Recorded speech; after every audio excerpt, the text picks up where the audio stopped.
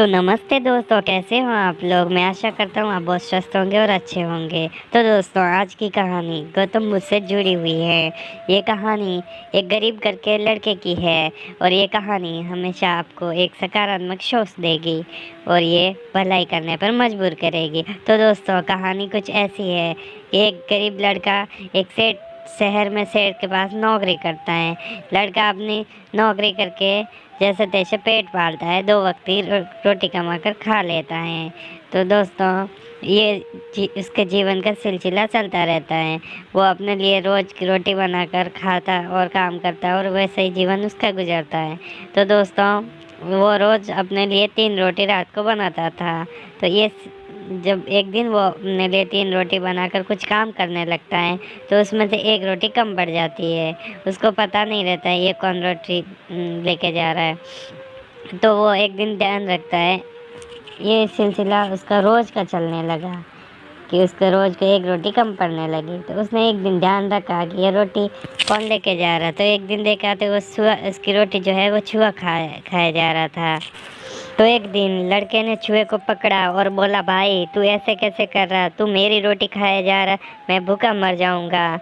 तो एक चूहे ने बोला, भाई मैं मेरे नसीब की खा रहा हूँ, तू तेरे नसीब की खा रहा है, इसमें मेरी क्या गलती है।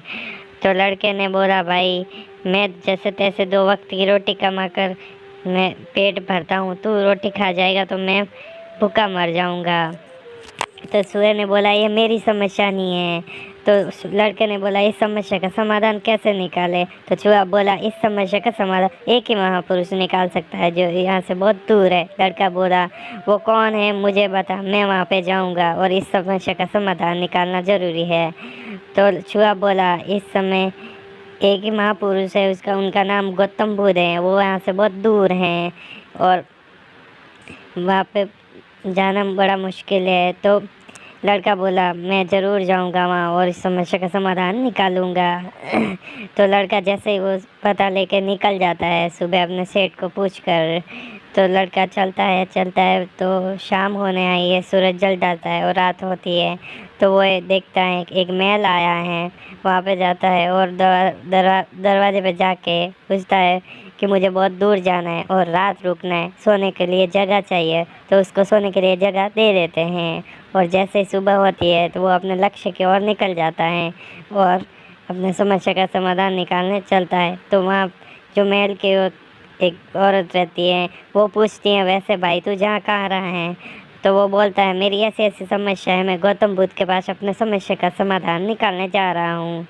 तो औरत बोलती है, भाई ये तू वहाँ पे जा रही है तो मेरी भी एक समस्या है, वो गौतम बुद्ध से पूछते आना। तो वो बोलता है, भाई आपकी क्या समस्या है बताइए, मैं वो भी पूछ के आऊँगा। तो वो बोलती है, मेरी एक 20 साल की लड़की है, वो बोल नहीं पाती है, तो मैं ऐसा क्या करूँ जो वो बोल जाएगी। तो लड़का बोला, ठीक है आपके बीच में समस्या मैं पूछ के आऊँगा। और लड़का आगे चल देता है अपने लक्ष्य की ओर। तो जैसे आगे चलता है, आगे बहुत दूर चलता है तो वहाँ बड़े बर्फ के पहाड़ आ जाते हैं। तो लड़का इधर उधर देता नजर है अपने घुमाता है बाहर, तो कैसे कोई नहीं करूँगा दिखता इन है। बर्फ के तो पहाड़ों। तो लड़का ऊपर नज़र घुमाता है तो एक जादूगर अपनी जादू की छड़ी लिए बैठता है और वहाँ पे कुछ जादू करता रहता है। तो लड़का बोलता है, जादूगर भाई मुझे ये पार पार करना है, मैं ये पार कैसे पार करूं। तो जादूगर अपनी छड़ी फैलाता है और उसको ऊपर खींच लेता है। लड़का वहाँ से चलता है तो जादूगर पूछता है, भाई वैसे तू जा कहाँ रहा है। तो वो बोलता है, मेरी ऐसी ऐसी समस्या है और समस्या का समाधान निकाल गौतम बुद्ध के पास जा रहा हूँ। तो जादूगर बोलता है, भाई वहाँ पे तू जा रही है तो मेरी भी एक समस्या है, उसको पूछते आना। तो लड़का तुम्हारी क्या समस्या है। तो वो बोलता है, मैं यहाँ पे 200 सालों से तपस्या कर रहा हूँ और मुझे स्वर्ग नसीब नहीं हुआ, मैं ऐसा क्या करूं जो मुझे स्वर्ग नसीब होगा। तो लड़का बोलता है, ठीक है मैं तुम्हारी भी समस्या पूछ के आऊँगा। तो लड़का वहाँ से चल देता है और आगे चलता है तो एक बहुत बड़ी नदी आती है। नदी में एक कछुआ तैरता रहता है। तो लड़का उस कछुआ को पूछता है, क्या भाई तू मुझे नदी पार कराएगा। तो कछुआ बोलता, हाँ भाई आजा मेरे पीठ पे बैठ, मैं तुझे नदी पार कराऊंगा। और आगे चलता है तो कछुआ उसको पूछता है, वैसे तू भाई जा कहाँ रहा है।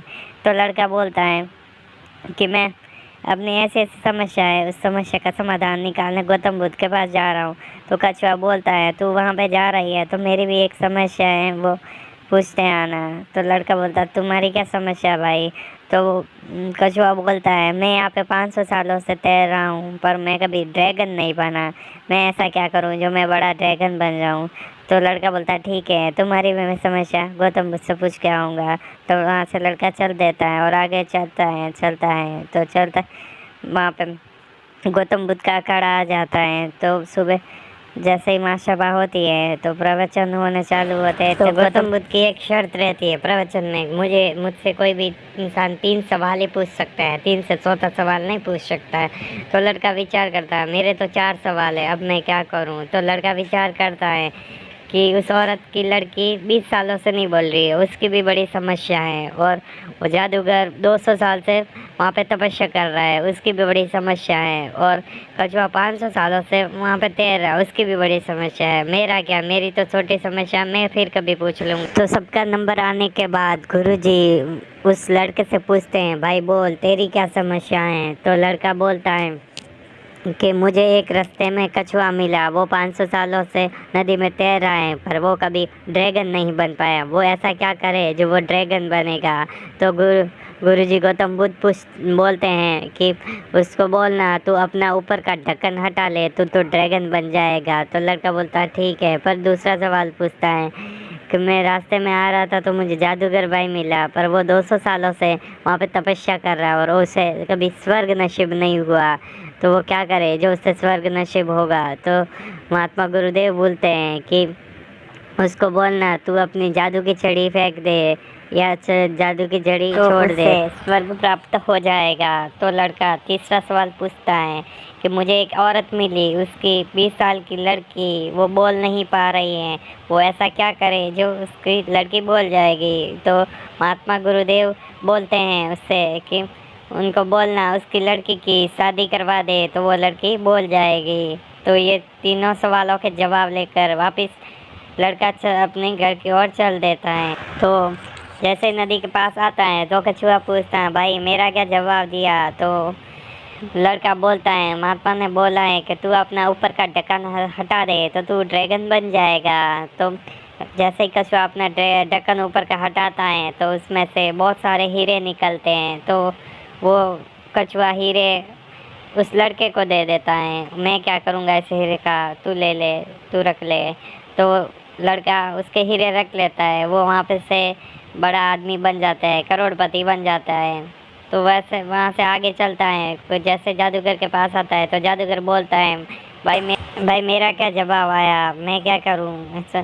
तो लड़का बोलता है महात्मा गुरु ने बोला है कि तू अपनी जो जादू की छड़ी है वो हटा दे तो तुझे स्वर्ग प्राप्त हो जाएगा। तो जादूगर वो छड़ी उस लड़के को ही दे देता है, ये तू रख ले, उसको स्वर्ग प्राप्त हो जाता है, वो स्वर्ग में चला। उस लड़के के पास वो जादू की छड़ी आती है तो उसके पास पावर भी आ जाता है। तो आगे लड़का चलता है तो उस महल में पहुंचता है। जब महल में पहुंचता है तो वो औरत पूछती है मेरे लिए क्या बोला, मेरी लड़की के लिए क्या बोला। तो लड़का बोलता है महात्मा बुद्ध ने बोला है कि तुम अपनी लड़की की शादी करवा दो।